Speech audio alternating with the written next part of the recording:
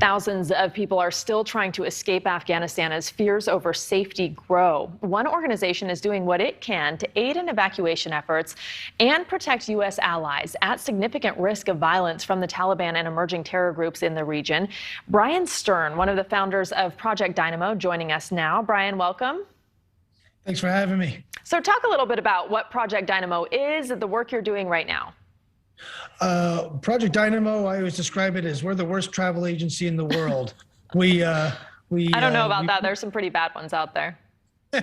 we essentially take people from Afghanistan, from the clutches of the Taliban, and move them mostly through air means, but through a mechanism to safety.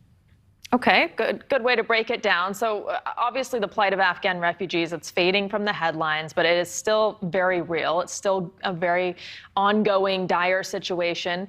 What are you hearing from people you're helping get out?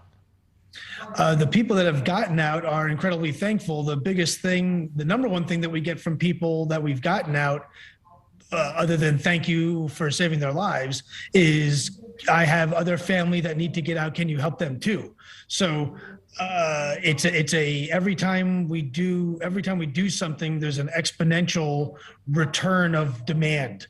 So we don't see a shrinking of demand whatsoever. Our database, which is like our registry for travel, almost doubled 100 hours after our last flight. So the significance of people that want to leave is absolutely, the demand of people that want to leave is, I think, increasing, not decreasing. Right. I was going to ask about that because the need is so great. And obviously you must be thinking about, for every person you get out, all the people you can't get out. How are you prioritizing these airlifts?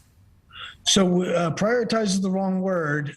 We don't. We simply, people register to leave, and once we figure out that we're able to move them based mostly on their documentation and a couple of other variables, then we set conditions to do the movement.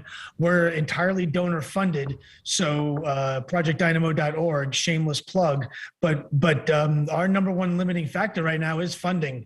We have no shortage of customers, that's for sure. So how do we prioritize? We really don't. First rule is take what you can when you can.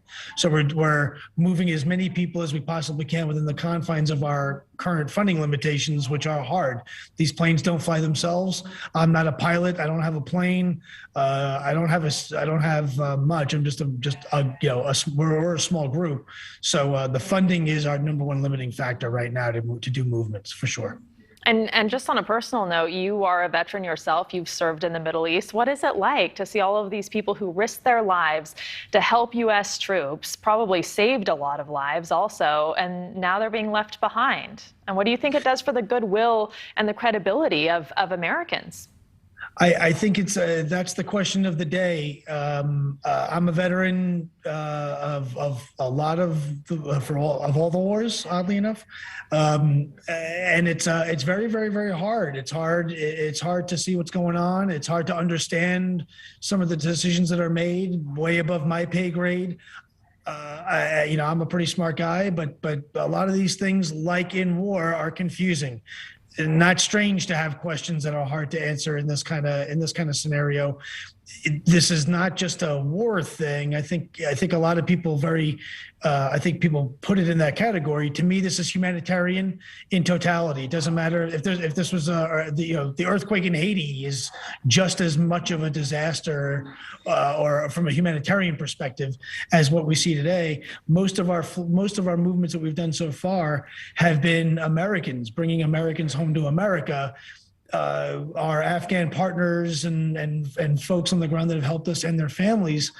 This is a tough, very, very, very tough problem set to deal with. That I know our friends at the State Department are working hard. I know our friends at the government of all governments are working hard. We're working hard, but it's a hard problem to solve. It really is. All right. Well, you're doing tremendous work, and we appreciate you taking the time to join us here on NewsNation tonight. Thank you. Thank you so much for having us. Appreciate it.